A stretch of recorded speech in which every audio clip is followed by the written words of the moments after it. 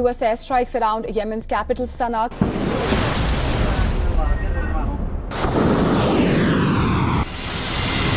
How can I explain this aircraft? It was meant to be a show of force, a warning to enemies in the region, and a signal of American air power dominance. But when the U.S. recently deployed its upgraded B-52 bombers to strike Houthi targets in Yemen, the results stirred more controversy than confidence. These iconic Cold War-era aircraft, now outfitted with modern tech, soared over the Middle East with precision strike capability, targeting what military officials called strategic threats. Yet instead of weakening the Houthis or deterring further aggression, the bombings may have done the opposite, escalating tensions and inviting global criticism.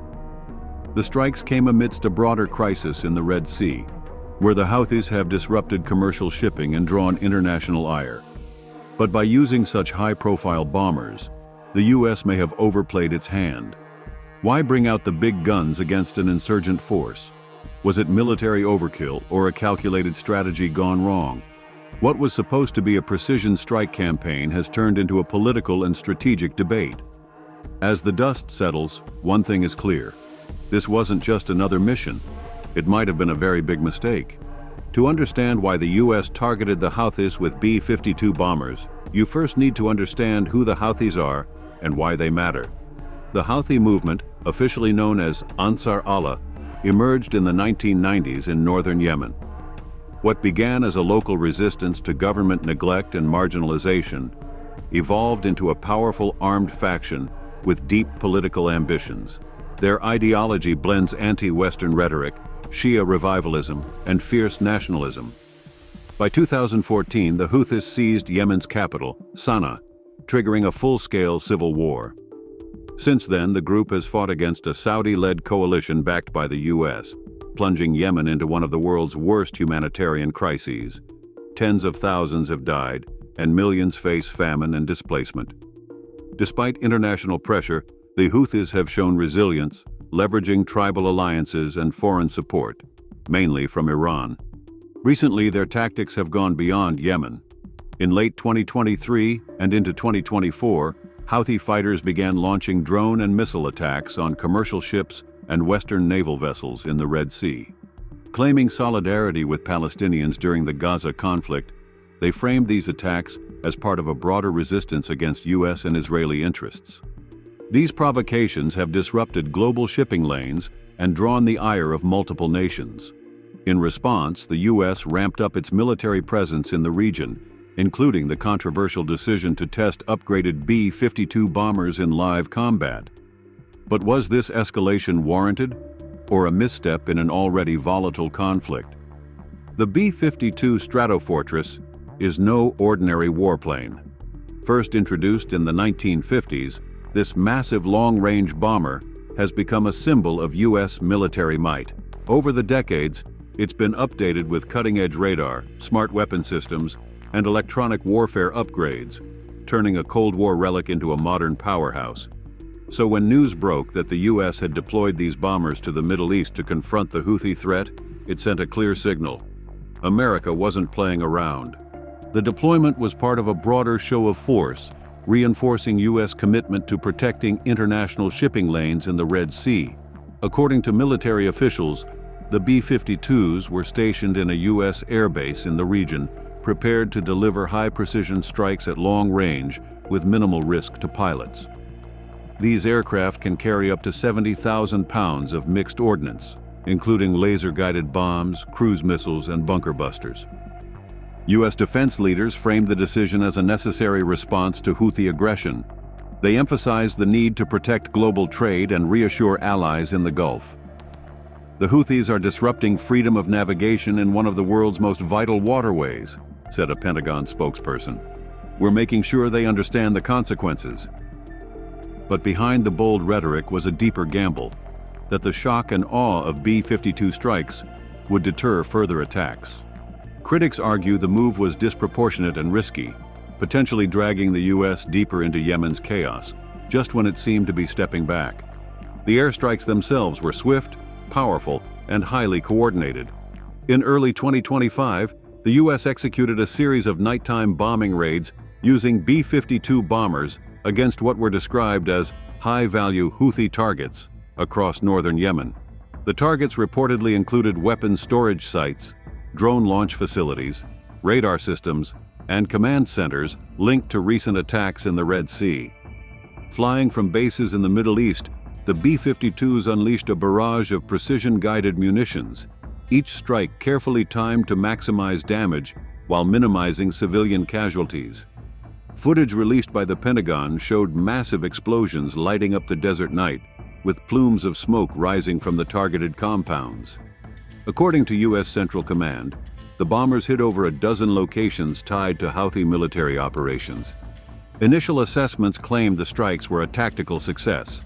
Houthi communications were disrupted, several missile sites were destroyed, and key figures in their military chain of command were believed to be killed or injured. However, verifying the damage was difficult due to restricted access on the ground and conflicting reports from local sources. Yemeni media and international observers painted a more complicated picture. They reported that while some targets were military in nature, others appeared to be near civilian areas, raising concerns about collateral damage. Several humanitarian organizations quickly criticized the operation, saying it risked worsening an already dire crisis for the Yemeni population. The Houthis, in response, vowed retaliation and continued their attacks on Red Sea shipping lanes, suggesting that far from deterring them, the strikes had only hardened their resolve. For Washington, what was meant to be a deterrent began looking like the start of a dangerous escalation. Before we continue with the video, I want to ask for your help. I'm trying to reach 1,000 subs by the end of the year, so I'd really appreciate it if you would subscribe and help me out. Okay? Let's continue. The global reaction to the B-52 airstrikes was fast and deeply divided. Key U.S. allies like the United Kingdom and France expressed cautious support, acknowledging the need to keep shipping lanes open in the Red Sea, but urging restraint to avoid inflaming the Yemen conflict further. Gulf nations like Saudi Arabia and the United Arab Emirates, both longtime adversaries of the Houthis, welcomed the move, privately, if not publicly, viewing it as a strong U.S. commitment to regional security. However, not everyone was on board. Iran, a known backer of the Houthis, condemned the strikes as reckless aggression and warned of consequences if the U.S. continued what it called an illegal intervention. Russia and China also criticized the U.S., accusing it of bypassing international law and escalating tensions in a fragile region. Inside the U.S., the reactions mirrored political lines. Some lawmakers praised the Biden administration for taking decisive action in defense of global commerce. Others, especially progressive voices in Congress, questioned the wisdom of deploying such heavy weaponry in a complex civil war, where the lines between combatants and civilians are often blurred. We've tried this before. Airstrikes don't end insurgencies, they fuel them, one senator remarked. Human rights organizations were among the loudest critics. Amnesty International and Doctors Without Borders both raised alarm over the potential for civilian harm and called for a full investigation into the strike's aftermath. The concern wasn't just about the targets. It was about whether the U.S. was repeating old mistakes in a new chapter of a familiar war. From a tactical standpoint, deploying B-52 bombers against the Houthis may have made sense. These aircraft offer unmatched range, payload, and precision, ideal for hitting targets in remote or heavily defended areas without risking pilot lives. But strategically, the decision is far more questionable. First, there's the optics. Sending in one of the most iconic symbols of American military power to bomb one of the world's poorest insurgent groups invites accusations of overkill. The Houthis, who already position themselves as underdog resistance fighters, use the strikes as propaganda. "Look at the empire using bombers on us," one Houthi spokesman said, turning the U.S. show of strength into a recruiting tool. Second, there's the question of effectiveness. History shows that airstrikes alone rarely crush insurgent movements, especially ones as decentralized and ideologically driven as the Houthis. The group has survived nearly a decade of bombing from a Saudi-led coalition with U.S. support. If anything, they've become more entrenched. Blasting weapons depots doesn't erase local grievances or foreign backers like Iran.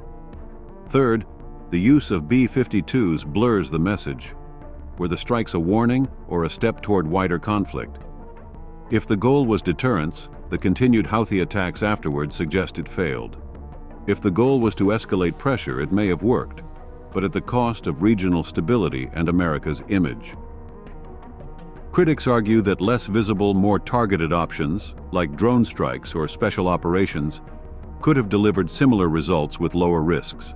Instead, the U.S. chose spectacle.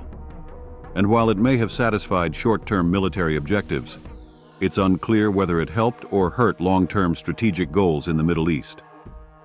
The fallout from the B-52 strikes is already being felt across the region, and the ripple effects could grow. In Yemen, the Houthis remain defiant, launching more drone and missile attacks in the Red Sea. The strikes may have damaged their infrastructure, but they didn't dent their will. If anything, they've doubled down, now framing their campaign as resistance against U.S. imperialism rather than regional politics. For the Yemeni people, the consequences are dire. The country remains one of the world's worst humanitarian disasters, and any increase in military activity only worsens conditions on the ground. Aid groups report disrupted supply routes, growing displacement, and a renewed climate of fear in areas near the bombing sites. Regionally, the strikes have strained U.S.-Iran relations even further. Tehran sees the attacks as part of a broader American effort to contain its influence. While the U.S. hasn't directly hit Iranian assets, striking Iran's allies sends a clear message and risks unintended escalation. Analysts warn that a wider confrontation could erupt if Iran chooses to respond through its network of proxy forces across Iraq, Syria, and Lebanon. Globally, there's also the question of precedent. Using strategic bombers in counterinsurgency operations raises alarms about the militarization of diplomacy and the erosion of norms around the use of force. If the U.S. uses B-52s to handle non-state actors like the Houthis, what message does that send to other adversaries, or even allies? Ultimately, the cost of this decision might not be measured in immediate damage, but in long-term instability. The U.S. strike using B-52 bombers was supposed to send a message, but what it actually delivered was confusion, criticism, and a potential escalation of an already devastating war.